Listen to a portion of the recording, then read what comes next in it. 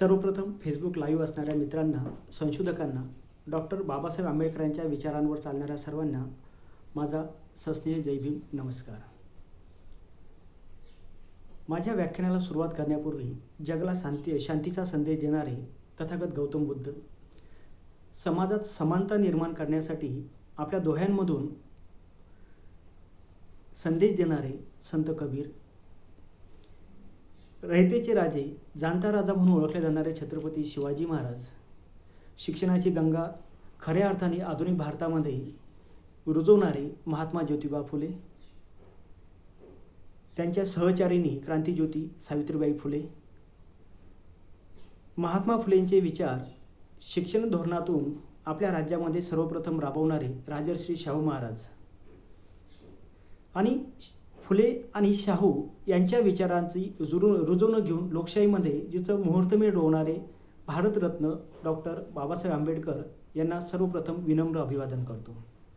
मुंबई विद्यापीठ मुंबई व आंबेडकराईट हिस्ट्री काँग्रेसच्या माध्यमातून डॉक्टर बाबासाहेब आंबेडकरांचे विचार जगभर पोहोचवण्यासाठी नॅशनल वर्कशॉपच्या माध्यमातून अथक परिश्रम करणारे मुंबई विद्यापीठातील इतिहास विभाग प्रमुख तथा मुंबई विद्यापीठ इतिहास अभ्यास मंडळाचे अध्यक्ष तथा आंबेडकराईट हिस्ट्री काँग्रेसचे संस्थापक अध्यक्ष डॉक्टर संदेश वाघ सर व त्यांच्या खांद्याला खांदा लावून आंबेडकराईट हिस्ट्री काँग्रेसच्या स्थापनेसाठी व कार्यासाठी झटणारे या हिस्ट्री काँग्रेसचे संस्थापक सचिव तथा संत गाडगेबाबा अमरावती विद्यापीठ अमरावती या ठिकाणी इतिहास अभ्यास मंडळाचे सन्माननीय अध्यक्ष डॉक्टर संतोष बनसोड सर यांना सर्वप्रथम या व्याख्यानमालेच्या आयोजनासंदर्भात उत्कृष्ट आयोजनाबद्दल मी त्यांचे अभिनंदन करतो आणि आज या माझ्या व्याख्यानाला मी आज सुरुवात करतो. आजच्या माझ्या व्याख्यानाचा विषय आहे डॉक्टर बाबासाहेब आंबेडकरांचे शिक्षणविषयक विचार व आजचे शिक्षण. हा विषय मांडताना सर्वप्रथम मला डॉक्टर बाबासाहेब आंबेडकरांनी 15 जानेवारी 1949 रोजी मनमाड येथे दिलेल्या भाषणातील एक वाक्य अधोरेखित करावेसे वाटते. ते म्हणजे कोणताही समाज शिक्षणात किती पुढे जातो त्यावर त्या समाजाची व देशाची प्रगती मोजण्यात येते. या वाक्यावरून राष्ट्र व समाजाच्या प्रगतीसाठी शिक्षण किती महत्त्वाचे आहे हे आपल्या लक्षात येते. डॉक्टर बाबासाहेब आंबेडकरांनी आपल्या समाजात शिक्षणावर इतका भर का दिला याचे उत्तर जर शोधायचे असेल तर आपल्याला आधुनिक भारतातील शिक्षण व्यवस्थेतील बदलासंदर्भात जाणून घ्यावे लागेल. तसा विचार करता प्राचीन भारत हा शिक्षणासाठी खूप प्रगत होता. तक्षशिला विद्यापीठ आणि नालंदा विद्यापीठ तर जगाच्या कीर्तीवरचे विद्यापीठ भारतामध्ये होते. नालंदा विद्यापीठाची कीर्ती पूर्ण जगामध्ये होती. बौद्ध विद्यापीठ म्हणून मान्यता पावलेल्या विद्यापीठामध्ये कुवतेच्या आधारावर, बुद्धीच्या आधारावर प्रवेश दिला जायचा. एवढंच नाही तर त्या ठिकाणी सर्व प्रकारचं शिक्षणाची सुविधा उपलब्ध करून दिल्या जायची. असं विद्यापीठ भारतामध्ये असणं ही एक आपल्या अभिमानाची गोष्ट त्या ठिकाणी आहे. मात्र काळाच्या ओघामध्ये समाजव्यवस्था बदलल्या, राज्यव्यवस्था बदलल्या आणि जी प्राचीन परंपरा होती ती मात्र नष्ट झाली. या नष्ट झाल्यामुळे आपल्याला परत परकीयांच्या हातामध्ये आपली सत्ता त्या ठिकाणी द्यावी लागली आणि परकीयाच्या हातात सत्ता दिल्यानंतर खऱ्या अर्थानं भारतामध्ये परंपरागत सुवर्णकाळ असणारी शिक्षण पद्धती त्या ठिकाणी नष्ट झाली आणि परत भारतामध्ये राजकीय स्थित्यंतर आले, परिवर्तन झाले आणि हे परिवर्तन होऊन परत समाजामध्ये एक प्रकारची वर्णभेद व्यवस्था, विषमता या ठिकाणी निर्माण झाली. भारतामध्ये कर्माचे विभाजन झाले आणि भारतामध्ये निर्माण झालेली विषमता हे होण्याचं कारण काय होतं याचा अभ्यास ज्यावेळेस बाबासाहेबांनी केला त्यावेळेस त्यांनी एक वाक्य त्या ठिकाणी नमूद करून ठेवलेलं आहे की हे परकीय भारतामध्ये का आले, भारतात ते राज्य का करू शकले. या संदर्भात डॉक्टर बाबासाहेब आंबेडकर एका ठिकाणी म्हणतात की याला कारण जर काय असेल तर एक तर सर्वांच्या हातात शस्त्र वापरण्याची परवानगी नव्हती आणि दुसरी गोष्ट म्हणजे अज्ञान, म्हणजे शिक्षणाचा अधिकार सर्वांना नव्हता. हे दोन घटक जर सर्वांपर्यंत जर असते तर भारतात परकीय सत्तांची येण्याची हिंमतसुद्धा या ठिकाणी झाली नव्हती. मात्र भारतामध्ये ही विषमता निर्माण झाली आणि या विषमतेतून एक मोठ्या प्रमाणात परकीयांना त्याची संधी भेटली आणि परकीय भारतामध्ये आले. याच कारणामुळे भारतात राजकीय उलथापालथ झाली आणि परकीयांनी भारतावर राज्य केले. ब्रिटिशांनी भारतात राज्य प्रस्थापित केल्यानंतर सर्वप्रथम शिक्षणासाठी सार्वत्रिक उपाययोजनेला सुरुवात केली. शिक्षणालाच त्यांनी हात का घातला तर त्याचं एक कारण आहे की त्यांना लागणारं मनुष्यबळ हे त्यांच्या देशातून आणणं शक्य नव्हतं. म्हणून भारतामध्ये इंग्रजी शिक्षण देऊन इंग्रजी वर्ग त्या ठिकाणी तयार करावा, इंग्रजी भाषिक वर्ग सुरू करावा, हा त्यातला मूळ उद्देश त्या ठिकाणी होता. आणि भारतामध्ये सार्वत्रिक शिक्षण व्यवस्था या ठिकाणी नव्हती. त्यामुळे सर्वप्रथम इंग्रजांनी इंग्रजी शिक्षणासाठी खास करून 1813च्या चार्टर ॲक्टमध्ये 1,00,000 रुपयाची शिक्षणासाठी खर्चाची तरतूद त्या ठिकाणी केली. आणि त्या तरतुदीतूनच समोर महाराष्ट्रामध्ये सर्वप्रथम 1815मध्ये बॉम्बे एज्युकेशन सोसायटीची मुंबई प्रांतामध्ये स्थापना केली गेली. त्यानंतर पुण्याच्या संस्कृत पाठशाळेमध्ये इंग्रजी शिक्षणाला सुरुवात झाली. मात्र ही शिक्षणाला सुरुवात झाल्यानंतरही त्या ठिकाणी सर्वांना प्रवेश त्या ठिकाणी दिला जात नव्हता. प्रवेश देताना सुद्धा त्या ठिकाणी वर्ण, जात, धर्म हे बघितलं जायचं. आणि त्यामुळं ही शिक्षणसुद्धा या ठिकाणी सर्वांपर्यंत पोहोचेल का अशी समाजसुधारकांच्या मनात एक कलह निर्माण झाला. आणि याच कलहातून महात्मा फुल्यांनी ही विषमता नष्ट करण्यासाठी पुण्यामध्ये सर्वप्रथम याचा विरोध दर्शवायला सुरुवात केली. आणि फक्त विरोध न दर्शवता स्वतः घरावर तुळशीपत्र ठेवून त्या ठिकाणी मुलींसाठी पहिली शाळा पुण्यामध्ये 1848मध्ये भिडेच्या वाड्यामध्ये त्यांनी निर्माण केली. स्वतःच्या पत्नीला शिकवलं. क्रांतिज्योती सावित्रीबाई फुले यांनी सुद्धा ते आत्मसात केलं. एवढंच नाही तर पहिल्या मुख्याध्यापिका होण्याचा मान सुद्धा त्यांना त्या ठिकाणी मिळाला. भारतातील पहिली मुख्याध्यापिका म्हणून आज आपण गौरव क्रांतिज्योती सावित्रीबाई फुले यांचा या ठिकाणी करतो. महात्मा फुलेंच्या संदर्भात सांगायचं झालं की त्यांचे शिक्षणाचे विचार हे सर्वांसमोर आहे. काव्यपंक्तीतून त्यांनी ते जगासमोर आणलेले आणि हे जवळपास सर्वांना ज्ञात आहे. तरी मी एक वेळेस परत सांगतो. त्यांच्या छोट्याशा 6 लाईनमध्ये त्यांनी ती व्यक्त केलेली भावना आहे. विद्येविना मती गेली, मतीविना नीती गेली, नीतीविना गती गेली आणि गतीविना वित्त गेले, वित्तविना शूद्र घसले आणि इतके अनर्थ एका अविद्येने केले. या त्यांच्या काव्यपंक्तीमधून महात्मा फुल्यांना शिक्षणाचे किती महत्त्व होते हे आपल्या समोर त्या ठिकाणी येतं. ज्यावेळेस ब्रिटिश सरकार भारतामध्ये आलेलं होतं आणि ब्रिटिश सरकार या शिक्षणाच्या धोरणाचा पुढाकार करत होतं, त्यावेळेस त्यांना ती संधी चालून आली. जर सार्वत्रिक शिक्षण घ्यायचं असेल, लोकांपर्यंत, बहुजनांपर्यंत शिक्षण चालवायचं असेल तर निश्चित आपल्याला इंग्रजांच्या विचारांचा किंवा इंग्रजांचं सहकार्य त्या ठिकाणी घ्यावं लागेल. आणि तोच विचार महात्मा फुल्यांनी घेतला. आणि 1882मध्ये ज्यावेळेस हंटर आयोग भारतामध्ये आलं, त्यासमोर त्यांनी साक्ष दिली आणि सांगितलं की जर भारतामध्ये शिक्षण सुरूच करायचं असेल तर सर्वप्रथम मोफत, समान आणि सक्तीच्या शिक्षणाचा प्रस्ताव त्यांनी त्या ठिकाणी ठेवला. आणि तो परिवर्तनासाठी सगळ्यात महत्त्वाचा मानला जातो. अशा प्रकारचे क्रांतिकारक बदल करणारा महात्मा फुले हे पहिलं व्यक्ती आपल्याला शिक्षणासंदर्भात या ठिकाणी भारतामध्ये दिसते. 1890मध्ये महात्मा फुलेंचा मृत्यू आहे आणि 1891मध्ये बाबासाहेब आंबेडकरांचा जन्म आहे. एक वारसा कसा चालवावा याचं एक द्योतक आपण त्या ठिकाणी म्हणू शकतो. आणि महात्मा फुलेंचा वारसा समोर बाबासाहेब आंबेडकरांनी या ठिकाणी चालवलेला आहे. त्याच्यापूर्वीच राजश्री शाहू महाराजांनी महात्मा फुल्यांचे जे विचार होते ते महात्मा फुल्यांचे विचार प्रत्यक्ष आपल्या राज्यामध्ये, आपल्या राज्यातील प्रजेसाठी वापरण्याचं काम केलं. मोफत शिक्षण त्या ठिकाणी दिलं, नवीन शाळा त्या ठिकाणी काढल्या. आरक्षणाचा मुद्दा सर्वप्रथम राजश्री शाहू महाराजांनी कोल्हापूर संस्थानामध्ये त्या ठिकाणी लागू केला. बाबासाहेब आंबेडकरांना शिक्षणासाठी विलायती शिक्षणासाठी जाण्याचं होतं, त्यासाठी त्यांना मदत त्या ठिकाणी केली. आणि एवढं सर्व करून ज्यावेळेस बाबासाहेब आंबेडकर PhD करून भारतामध्ये आले, त्यांच्या घरी गेले, मुंबईमध्ये ते उतरले असताना त्या ठिकाणी राजश्री शाहू महाराजांना माहीत झालं की बाबासाहेब आंबेडकर PhD करून भारतामध्ये आले. आपला एक बहुजन समाजातील एक मुलगा PhD करून ज्यावेळेस भारतामध्ये येतो त्यावेळेस एक राजा असणारा व्यक्ती सहज निरोप पाठवून त्या ठिकाणी बोलवू शकला असता. मात्र एका व्यक्तीचं उच्च शिक्षण घेतल्यानंतर त्याला किती सन्मान असतो तो सन्मान महाराज ओळखत होते. आणि तो सन्मान ओळखत असल्यामुळे महाराजांनी कुठली पर्वा केली नाही. कोल्हापूरमधून सरळ मुंबई गाठली आणि मुंबईमध्ये जाऊन भेट घेण्याचं काम शाहू महाराजांनी बाबासाहेब आंबेडकरांचं केलं. आंबेडकरांचं मन त्यावेळेस भरून आलं की एक राजा माणूस आपल्याला भेटायला आला, ज्याच्या मदतीमुळे मी विलायती शिक्षण घेतलं, तो माणूस मला भेटायला आला, मला बोलवलास मी सहज आलो असतो. त्यावेळेस शाहू महाराजांनी म्हटलं की नाही, तुम्ही उच्च शिक्षित आहात, PhD झालेले आहे, डॉक्टरेट तुम्हाला मिळाली, तुमचा सन्मान हा आता खूप वरचा आहे. शिक्षणाची जाण असणारा व्यक्तीच असा वागू शकतो. आणि त्यामुळं शाहू महाराज बाबासाहेब आंबेडकरांच्या पाठीशी उभे राहिले. आणि बाबासाहेब आंबेडकर खऱ्या अर्थानं शिक्षणासाठीच नाही तर बहुजनाच्या उद्धारासाठी समाज व्यवस्थेमध्ये त्या ठिकाणी उतरून पडले. डॉक्टर बाबासाहेब आंबेडकरांनी शिक्षणाला वाघिणीचे दूध म्हटलेले आहे.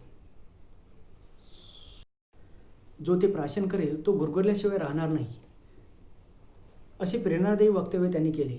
आणि त्यामागे त्यांचा दृष्टिकोनही तसाच होता की शिक्षण जोपर्यंत आपला समाज घेणार नाही तोपर्यंत त्याच्यामध्ये एक नवीन जागृती येणार नाही, बौद्धिक बळ त्या ठिकाणी येणार नाही. त्यासाठी शिक्षण घेणं हे गरजेचं आहे असे बाबासाहेब आंबेडकर या ठिकाणी सांगतात. शिक्षणाचे लोकशाहीकरण करण्यासाठी त्यांनी शिक्षणात मानवतावादी सिद्धांत मांडला. गौतम बुद्धांनी शिक्षण व्यवस्थेची सांगितलेली मूल्ये डॉक्टर बाबासाहेब आंबेडकरांनी प्रत्यक्ष कृतीमध्ये आणली. प्रस्थापित शिक्षण व्यवस्थेमध्ये स्त्री पुरुष असा भेद होता. स्त्रियांना शिक्षणाचा अधिकार नाकारण्यात आला होता. तथागत गौतम बुद्ध व महात्मा फुले हे बाबासाहेबांचे गुरु आहेत. त्यामुळे त्यांच्या विचारांचा वारसा डॉक्टर बाबासाहेब आंबेडकरांनी विचारात व कृतीमध्ये दिसून येतो. महात्मा फुलेंनी सांगितलेलं एक सर्वांना सक्तीचं मोफत शिक्षण, तर समानतेचं तत्व तथागत गौतम बुद्धांनी सांगितलेलं समानतेचं तत्व, स्त्री पुरुष समानतेचं तत्व हे आपल्या विचाराने समोर येण्याचं काम डॉक्टर बाबासाहेब आंबेडकरांनी केलं. याच विचाराला धरून डॉक्टर बाबासाहेब आंबेडकरांनी 1920 मध्ये बहिष्कृत वर्गाच्या परिषदेमध्ये मुलींना प्राथमिक शिक्षण जितक्या लवकर देता येईल आणि सक्तीचे मोफत देता येईल यासाठी सक्ती करण्यासाठी प्रयत्न या ठिकाणी केले. असा ठराव त्यांनी आपल्या संस्थेमार्फत त्या ठिकाणी दिला. प्राथमिक शिक्षण हे राष्ट्र उभारणीचा पाया असून शिक्षणाचे सार्वत्रिकरण करणे गरजेचे आहे असा दृष्टिकोनही त्यांनी त्या ठिकाणी मांडला. शिक्षणाकडे बघण्याचा त्यांचा दृष्टिकोन वास्तव आणि विज्ञानवादी होता. प्लेटोचा आदर्शवाद त्यांना मान्य नव्हता. प्लेटोला आदर्शवादाचा जनक म्हटलं जातं. मात्र त्यांनी सांगितलेला आदर्शवाद की एखादी घटना घडते त्या घटनेमागे सुद्धा कोणतीतरी काल्पनिक शक्ती असते असं म्हणणारा प्लेटोला मात्र ते नाकारतात. शिक्षण व्यवस्था ही तशी नाही. शिक्षण व्यवस्था जी डोळ्यासमोर दिसते, आपल्या पंचेंद्रियांना जे ज्ञात होतं तेच खरं परिवर्तन आहे हे मानणाऱ्यापैकी डॉक्टर बाबासाहेब आंबेडकर होते. कल्पनावादीमध्ये रमणारे डॉक्टर बाबासाहेब आंबेडकर नव्हते. समोरच जॉन ड्यूई हा जो तत्ववेत्ता आहे, शिक्षण तत्ववेत्ता त्याला म्हटलं गेलं की ज्यांनी कृतीयुक्त शिक्षणाचा एक प्रसार केला, विचार मांडले, विचारवंत होता. त्या विचाराचा मात्र आत्मसात करण्याचं काम बाबासाहेब आंबेडकरांनी या ठिकाणी केलेलं आपल्याला दिसतं. कारण कृतीयुक्त शिक्षण की जे प्रत्यक्ष आहे, हाताला काम देणारं शिक्षण आहे, की शिक्षण घेतल्यानंतर आपण काहीतरी नोकरी करू शकतो, आपण पोट भरू शकतो असे विचार स्वीकारण्याचं काम या ठिकाणी डॉक्टर बाबासाहेब आंबेडकरांनी केलं आणि त्याच विचाराला धरून त्या ठिकाणी समोर जाण्याचं काम त्यांनी घडवून आणलं. शिक्षणाचे विचार त्यांनी त्या ठिकाणी मांडले. बाबासाहेबांच्या विचारानुसार शैक्षणिक विषमतेची मुळे ही सामाजिक व आर्थिक विषमतेमध्ये आहे. सामाजिक परिवर्तन ही निरंतर चालणारी प्रक्रिया आहे असा त्यांचा ठाम विश्वास या ठिकाणी होता आणि त्याचमुळे बाबासाहेबांच्या मते शिक्षण म्हणजेच परिवर्तन आहे आणि शिक्षण हेच क्रांतीचे प्रभावी साधन आहे. जर परिवर्तन करायचं असेल, क्रांती करायची असेल, मग ती प्रस्थापित समाजाविरोधात असो किंवा वर्णव्यवस्थेत विरोधात असो, ती जर करायची असेल तर तुम्हाला परिवर्तन करण्यासाठी शिक्षण हे घ्यावंच लागेल आणि शिक्षणाच्या माध्यमातून हे परिवर्तन त्या ठिकाणी नक्की करता येईल असा ठाम विश्वास त्यांना त्या ठिकाणी होता. शिक्षणामुळेच माणसाची शोषणातून मुक्तता होते. शिक्षणाचे महत्त्व स्पष्ट करताना बाबासाहेब म्हणतात, व्यक्तीला जाणीव म्हणजेच रिअलायझेशन देते तेच खरं शिक्षण या ठिकाणी आहे.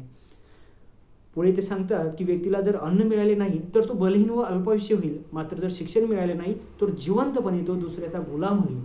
त्यासाठी नेहमी सांगायचे, जर तुमच्याकडे 2 रुपये असतील तर 1 रुपयाची भाकरी घ्या आणि 1 रुपयाचं पुस्तक घ्या. भाकरी तुम्हाला जीवन जगण्यासाठी मदत करेल, तर पुस्तक मात्र तुम्हाला कसं जीवन जगायचं हे सांगण्यासाठी मदत त्या ठिकाणी करेल, तुम्हाला ते शिक्षण देईल. शिक्षणासोबतच शिलाचे महत्त्व सुद्धा डॉक्टर बाबासाहेब आंबेडकरांनी सांगितले. दिनांक 13 जून 1953 रोजी रावळी कॅम्प मुंबईच्या भाषणामध्ये ते म्हणतात, आपण शिकलो म्हणजे सर्व काही झाले असे नाही. आपण शिक्षण घेतलं म्हणजे सर्व आपण प्राप्त केलं असं नाही. तर शिक्षण हे ज्ञान आहे आणि ज्ञान हे कसं असतं तर तलवारीसारखं असतं. एक दुधारी तलवार त्यांनी त्या शिक्षणाला उपमा त्या ठिकाणी दिली. दुधारी तलवार असं की एका व्यक्तीच्या हातात ती तलवार आहे, त्या तलवारीचा वापर कशासाठी करायचा, दुसऱ्याला मारण्यासाठी करायचा की दुसऱ्याच्या संरक्षणासाठी करायचा. जो संरक्षणासाठी करेल खरंच तो चांगला त्या ठिकाणी मानला जाईल. शिक्षण सुद्धा तसंच आहे. ज्यांनी शिक्षण घेतलं तो स्वतःसाठी त्याचा उपयोग करतो की समाजासाठी करतो. म्हणून शिक्षण जर चांगल्या व्यक्तीला जर ते मिळालं तरच त्याचा उपयोग चांगला त्या ठिकाणी होऊ शकतो. आणि म्हणून शिक्षण हे फक्त त्या व्यक्तीच्या ज्ञानावर अवलंबून नसून त्याच्या शीलावर सुद्धा अवलंबून आहे. चांगलं शील त्याचं जर असेल तर त्याचा उपयोग एक चांगल्या रीतीने त्या ठिकाणी होऊ शकतो. म्हणून चांगल्या शिक्षणाचं एक आत्मसात करण्याचं एक धोरण डॉक्टर बाबासाहेब आंबेडकर या ठिकाणी सांगतात. डॉक्टर बाबासाहेब आंबेडकरांनी शिक्षणाच्या प्रसारासाठी प्रत्यक्ष एक कृतीयुक्त कामसुद्धा मोठे त्या ठिकाणी केलेले आहे. संस्थात्मक कामंसुद्धा त्यांनी त्या केलेले आहे. कनिष्ठ जातीतील लोकांमध्ये शिक्षणाचा प्रसार व्हावा व सामाजिक आर्थिक स्थिती सुधारावी म्हणून डॉक्टर बाबासाहेब आंबेडकरांनी बहिष्कृत हितकारणी संघटनेची स्थापना केली.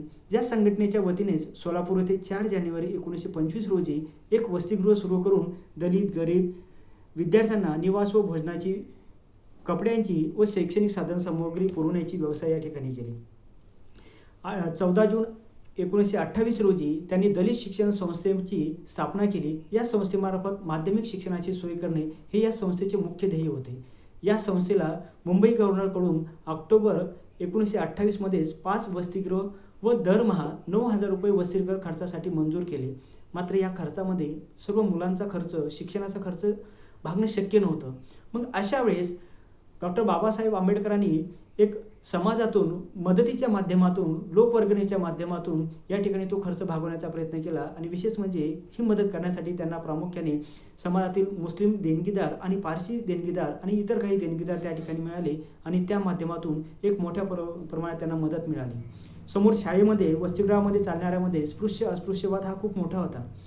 ज्या परिसरामध्ये, ज्या वातावरणामध्ये ती शिक्षण घेतलं जात होतं त्यामध्ये असा वाद मोठ्या प्रमाणात चालायचा. विद्यार्थ्यापासून तर शिक्षकापर्यंत, शाळेत प्रवेशापासून तर शिकवण्यापर्यंत हे वाद त्या ठिकाणी चालायचे. असे वाद जास्त होऊ नये, त्या ठिकाणी त्यांना न्याय मिळावा, विद्यार्थ्यांना न्याय मिळावा यासाठी सुद्धा त्यांनी पुढाकार घेतला आणि भारतीय बहिष्कृत समाजसेवा समिती नावाची एक संघटना स्थापन केली. खास करून विद्यार्थ्यांच्या एक तक्रारी दूर करणं, पोलिसांपर्यंत नेणं आणि सोबतच त्यामध्ये निवेदनं देणं, सरकारच्या निदर्शनास आणणं हे काम करण्यासाठी या संस्थेनं समोर काम केल्याचे आपल्याला निदर्शनास येते. नंतर त्यांनी 1936 मध्ये स्वतंत्र मजूर पक्षाची स्थापना केली. स्वतंत्र मजूर पक्षाने इसवी 1937 मध्ये निवडणुकीच्या जाहीरनाम्यात एक उद्दिष्ट आपल्या समोर ठेवले की आपल्याला काय करायचं आहे, सत्तेमध्ये आल्यानंतर आपण काय करू, आपल्या समोर ध्येय काय. तर पहिलं भारतातील पहिली पार्टी असेल, राजकीय पार्टी असेल की जिनं सर्वप्रथम आपल्या धोरणामध्ये सांगितलं की सगळ्यांना सक्तीचं मोफत आणि प्राथमिक शिक्षण या ठिकाणी दिलं जाईल, तांत्रिक शिक्षणावर विशेष भर दिला जाईल. अशा प्रकारचं एक उद्दिष्ट ठेवणारी पहिली पार्टी ही बाबासाहेब आंबेडकरांनी निर्माण केली होती. तिला स्वतंत्र मजूर पक्ष त्या ठिकाणी म्हटलं जातं. याच माध्यमातून प्रौढ शिक्षण, रात्रीच्या शाळा, वाचनालय करण्याचं कामंसुद्धा या ठिकाणी त्यांनी केली. राजकीय पक्षाच्या जाहीरनाम्यामध्ये सक्तीचे व मोफत शिक्षणाचा प्रस्ताव ठेवणारी स्वतंत्र मजूर पक्ष ही भारतातील पहिला पक्ष ठरतो. स्वतंत्र मजूर पक्षाच्या सदस्यांनी शिक्षणविषयक व प्रभावीपणे मांडण्यासाठी मागासवर्गीय अनुकूल असे धोरण राबवण्याचे प्रयत्न केले. स्वतंत्र मजूर पक्षाला प्राथमिक शिक्षण दुरुस्ती विधेयक मान्य करून घेण्यात यश प्राप्त झाले. हे एक चांगली बाजू आपल्याला त्या ठिकाणी सांगता येईल. डॉक्टर बाबासाहेब आंबेडकरांनी 1942 साली जेव्हा लॉर्ड वेव्हेलेच्या एक्झिक्युटिव्ह काउन्सिलमध्ये मजूर मंत्री असताना त्यांनी सुमारे 24 विद्यार्थ्यांना उच्च शिक्षणासाठी इंग्लंडला पाठवले. एक मजूर मंत्री असताना की आपण शिकलेलो आहोत, आपण विलायतेत जाऊन शिक्षण घेतलं, त्यामुळे आपल्यात काय परिवर्तन झालं याची जाण त्यांना होती. त्यामुळं आपल्या समाजातील, आपल्या आजूबाजूच्या विद्यार्थ्यांनी सुद्धा उच्च शिक्षण घ्यावं आणि उच्च शिक्षण घेऊन आपल्या आजूबाजूचा परिसर, आपले भाऊबंद यांना समोर न्यावं ही भूमिका त्यांच्यामध्ये होती. आणि म्हणून त्यांनी आपल्या 24 विद्यार्थ्यांना या ठिकाणी विलायतेला पाठवलं आणि उच्च शिक्षणाला पाठवून एक उच्च शिक्षण घेऊन हे विद्यार्थी भारतामध्ये परत त्या ठिकाणी आले. उच्च शिक्षणासाठी प्रयत्न करण्याचं, उच्च शिक्षणावर जास्त भर या ठिकाणी डॉक्टर बाबासाहेब आंबेडकरांनी या ठिकाणी दिला. सरकारच्या बदलणाऱ्या धोरणामुळे आपल्या विद्यार्थ्यांच्या उच्च शिक्षणासाठी प्रयत्न करणे गरजेचे असल्यामुळे बाबासाहेबांनी 8 जुलै 1945 रोजी पीपल एज्युकेशन सोसायटीची मुंबई येथे स्थापना केली. स्थापना केल्यानंतर सिद्धार्थ कला आणि विज्ञान महाविद्यालय मुंबई येथे सुरू केले. या सोसायटीचे एक उद्देश जाहीर करताना ते म्हणाले की पीपल एज्युकेशन सोसायटीचा हेतू केवळ शिक्षण देण्याचा नव्हता, तर शिक्षण अशा रीतीने द्यायचे की त्यामुळे भारतामध्ये बौद्धिक, सामाजिक आणि नैतिक लोकशाहीचे प्रचलन करता येईल.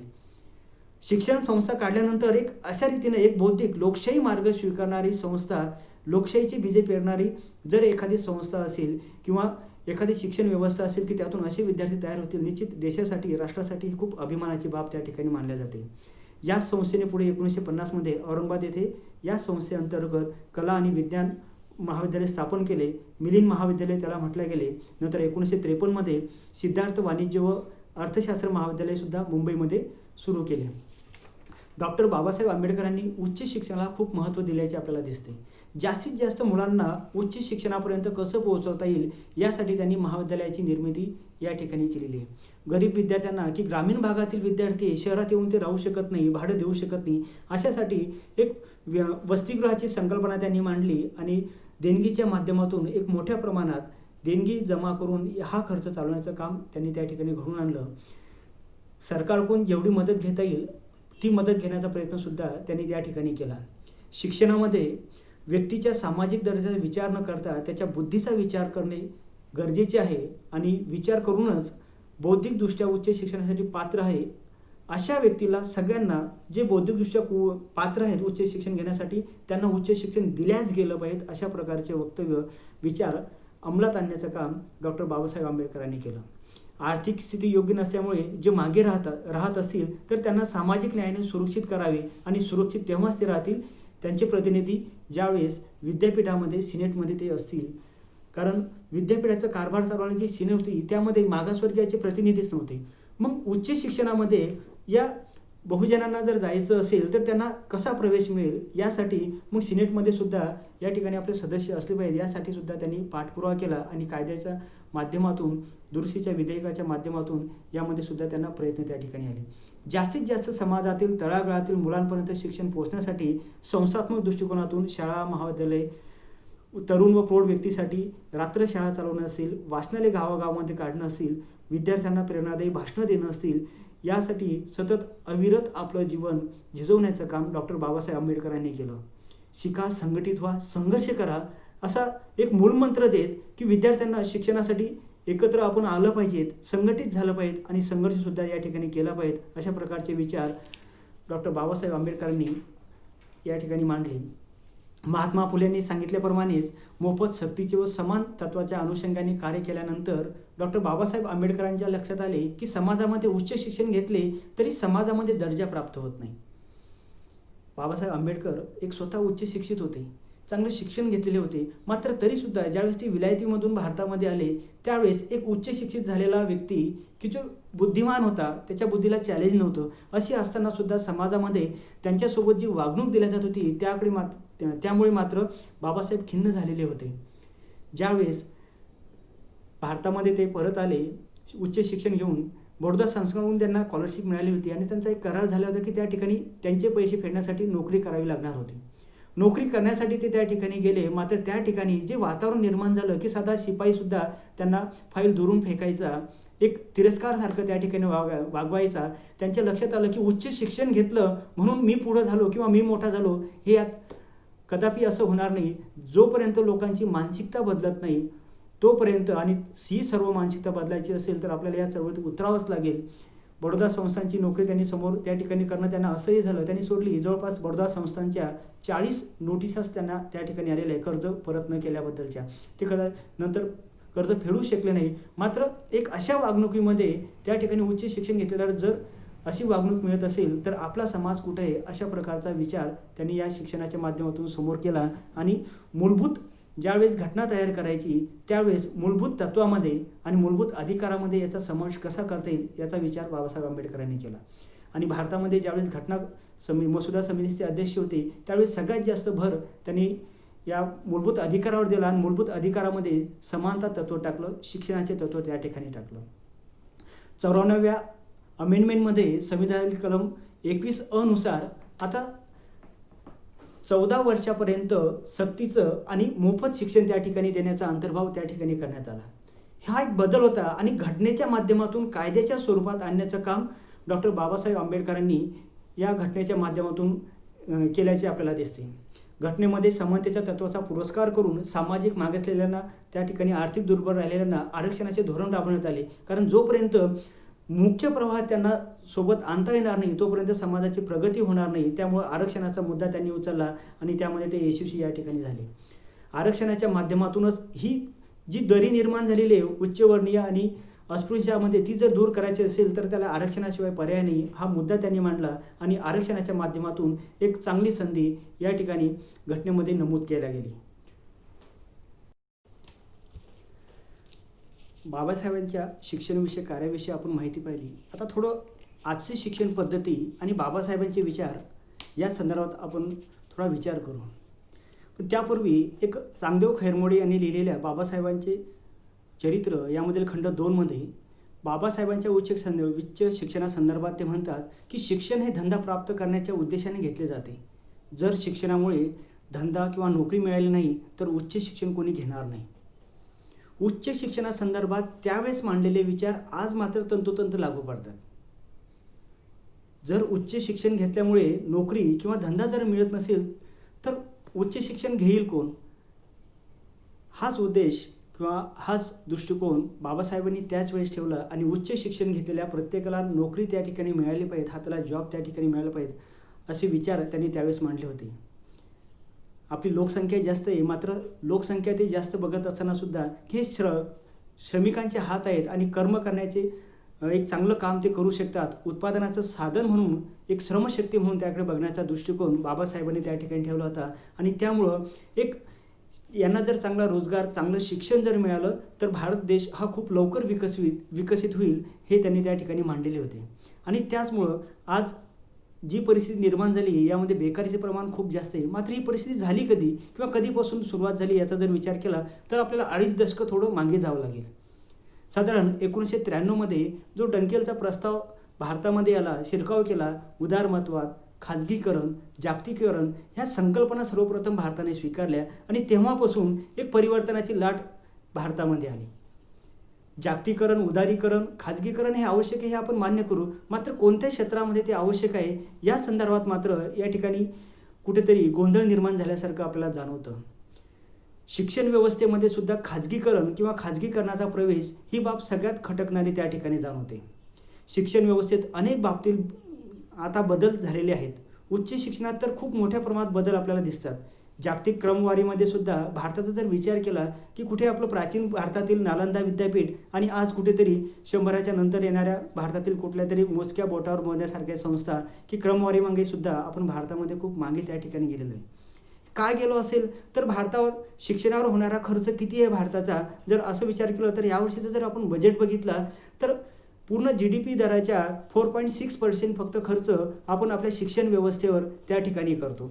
आणि खर्चाच्या बाबतीत जर रँक लावली, क्रमवारी लावली तर जवळपास 62 नंबरवर आपलं शैक्षणिक धोरणावरचा खर्च त्या ठिकाणी येतो. खरंच भारताला जर विकसित करायचं असेल तर शिक्षणावर केला जाणारा खर्च हा एवढा पुरेसा आहे का? हे खरंच बाबासाहेबांना अपेक्षित होतं का? हे आपल्याला त्या ठिकाणी जाणवत नाही.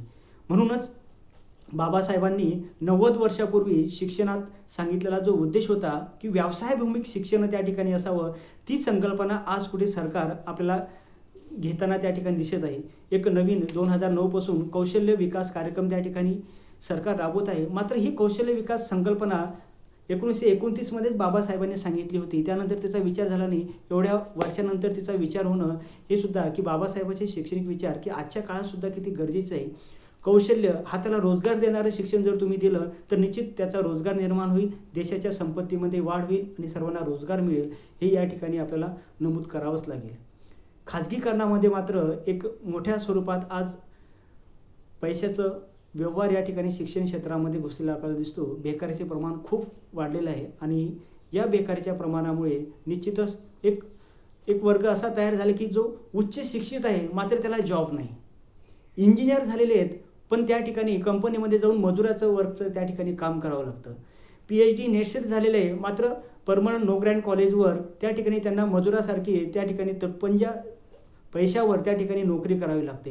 तर हे उच्च शिक्षणामध्ये उच्च शिक्षण घेतलेल्यांसाठी जर ही अवहेलना असेल तर या ठिकाणी कोण जबाबदार आहे हा प्रश्न खरंच विचारण्यासारखा त्या ठिकाणी आहे.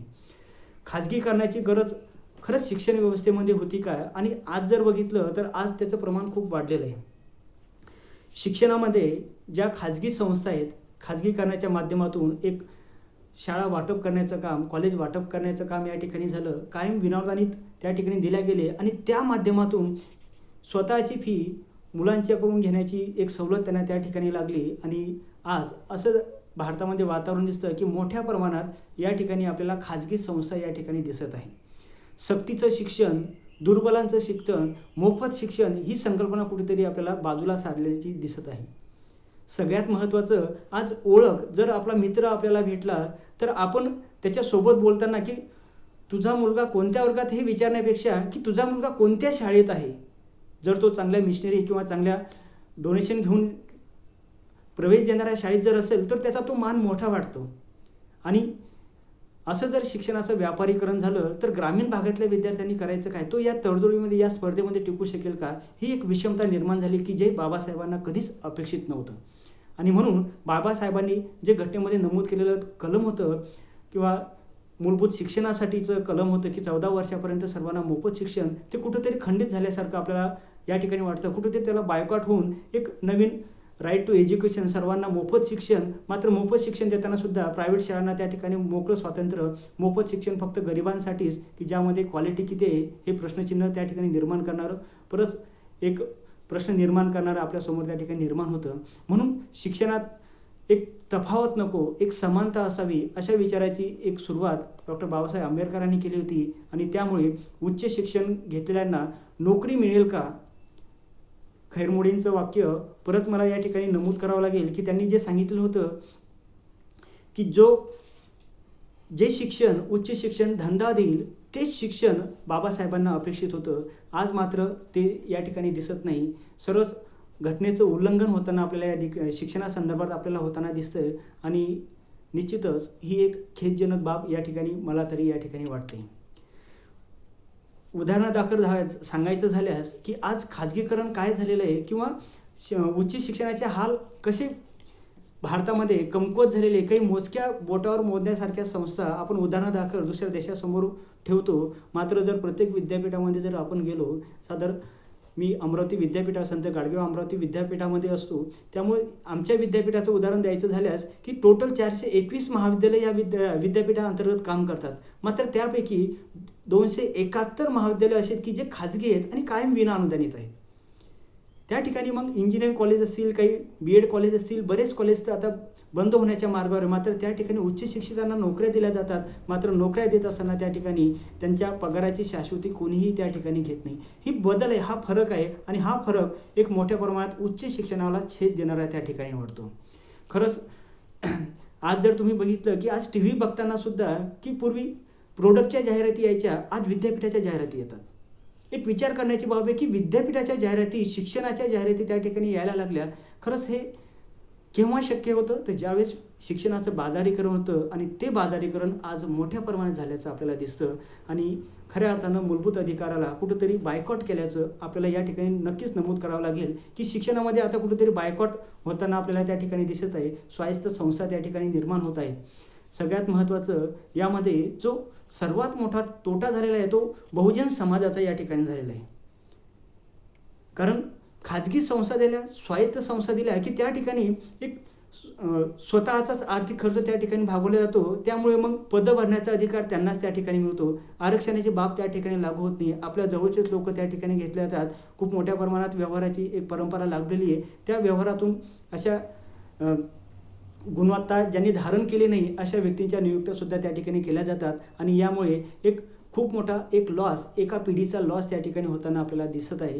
ही एक खरंच खेदजनक बाब त्या ठिकाणी आहे. खाजगी संस्थांसारखंच एक नवीन तत्व अजून एक आलेलं आहे समाज व्यवस्थेमध्ये, राज्यव्यवस्थेमध्ये. खऱ्या अर्थानं की एक राजकीय डाव म्हणायचा की घटनेला बायकॉट करण्याची ती पद्धत म्हणायची. शिक्षण व्यवस्थेमध्ये आलेला बदल जो कोणता असेल की बहुतांश संस्था की एक संस्था रजिस्टर केलेल्या संस्थेने सांगितलं की आम्ही अल्पसंख्याक आहे आणि अल्पसंख्याक म्हणून दर्जा प्राप्त करून घ्यायचा. अल्पसंख्याक दर्जा जर प्राप्त करून घेतला तर आपल्याला पूर्ण स्वातंत्र्य त्या ठिकाणी मिळतं. जागा भरण्यापासून विद्यार्थ्यांचे प्रवेश घेण्यापर्यंत सर्व सवलत आपल्याला त्या ठिकाणी मिळते. अशा संस्थांचं आज जवळपास पीक आल्यासारखे झालेले. आज नियर अबाउट 30% संस्था ह्या अल्पसंख्याक संस्था दर्जा त्यांनी घेतलेला आहे. आणि अल्पसंख्याक संस्थेमध्ये कुठलंच आरक्षण त्या ठिकाणी लागू होत नाही. खऱ्या अर्थानं डॉक्टर बाबासाहेब आंबेडकरांना हे अपेक्षित होतं का? या ठिकाणी मात्र आपल्याला खूप मोठं प्रश्नचिन्ह त्या ठिकाणी जाणवतं की सर्वांना समान उच्च दर्जाचं शिक्षण मिळाल्यानंतर खरंच नोकरी मिळेल का? अशा संस्थांमध्ये खरंच सर्वसामान्य, गरीब, होतकरू, हुशार विद्यार्थ्याचा विचार केला जाईल का? हा मोठा प्रश्नचिन्ह आज निर्माण होत आहे. म्हणून डॉक्टर बाबासाहेब आंबेडकरांनी मांडलेले जे विचार आहे शिक्षणासंदर्भातले, घटनेच्या माध्यमातून, समतेच्या माध्यमातून, शिक्षणाच्या अधिकाराच्या संदर्भात, ते विचार खऱ्या अर्थानं आज त्याची गरज परत जाणवत आहे. शिक्षणामध्ये कौशल्यावर भर देत आहे. आज एक कौशल्य स्किल बेस शिक्षण द्या असं गव्हर्नमेंट म्हणत आहे. मात्र जे सुरुवातीला बाबासाहेब आंबेडकरांनी सांगितलं होतं की प्रत्येकाला रोजगार मिळणारं शिक्षण अपेक्षित आहे, या ठिकाणी मात्र त्याचं बाजारीकरण झालेलं आहे. आणि सगळ्यात महत्त्वाचं, या बाजारीकरणामध्ये निश्चितच गरीब वर्ग, मागासवर्गीय वर्ग या ठिकाणी भरडले जात आहे आणि त्याची एक खऱ्या अर्थाने किंमत आपल्या देशाला, आपल्या राष्ट्राला त्या ठिकाणी द्यावं लागत आहे. एक उच्च विद्या विभूषित वर्ग आज घरी बेकार म्हणून त्या ठिकाणी बसलेला आहे की ज्याच्या ज्ञानाचा उपयोग, ज्याच्या परिश्रमाचा उपयोग आपण राष्ट्राच्या संपत्तीमध्ये कन्व्हर्ट करू शकत नाही. हा सगळ्यात मोठा लॉस आपल्याला आपल्या देशाचा त्या ठिकाणी सांगता येईल.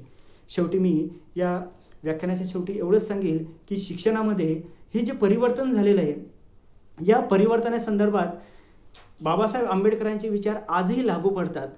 इतिहासकार रामचंद्र गुहा यांनी बाबासाहेबांच्या संदर्भात असे म्हटले आहे, तुम्ही आज ज्या राजकीय आणि सामाजिक व शैक्षणिक क्षेत्रातील सुधारणा करणार आहात, त्याचा केंद्रबिंदू किंवा मेन पॉईंट जर बाबासाहेबांकडे तुम्ही जर बघितलं, बाबासाहेबांचे विचार जरी आज आत्मसात केले तरीसुद्धा तुम्ही एक चांगली शिक्षण व्यवस्था, चांगली आदर्श समाज व्यवस्था निर्माण करू शकता. असे विचार रामचंद्र गुहा यांनी या ठिकाणी मांडलेले आहेत, त्यांच्या पुस्तकामध्ये मांडलेले आहेत. त्यामुळं खऱ्या अर्थानं आज बाबासाहेबांचे विचार, शिक्षणविषयक विचार जरी आपण बघितले तरी आधुनिक काळाला सुद्धा त्या ठिकाणी त्याची गरज आहे याची जाणीव आपल्याला होते. आणि त्यामुळं मी बाबासाहेबांच्या या विचारांना विनम्र अभिवादन करतो. खऱ्या अर्थानं समाज क्रांती करण्याचं, शैक्षणिक क्रांती करण्याचं कार्य त्यांनी त्यांच्या विचारातून, त्यांच्या वागण्यातून पूर्ण आयुष्यभर त्यांनी विद्यार्थी म्हणून जगण्याचा प्रयत्न त्या ठिकाणी केला. खूप वाचन केलं. दिवसातील 20-20 तास अभ्यास करून आपलं वाचन, आपलं ज्ञान वाढवायचा प्रयत्न त्यांनी केला आणि ते विचार खरंच तरुणांनी घेण्यासारखे आहेत.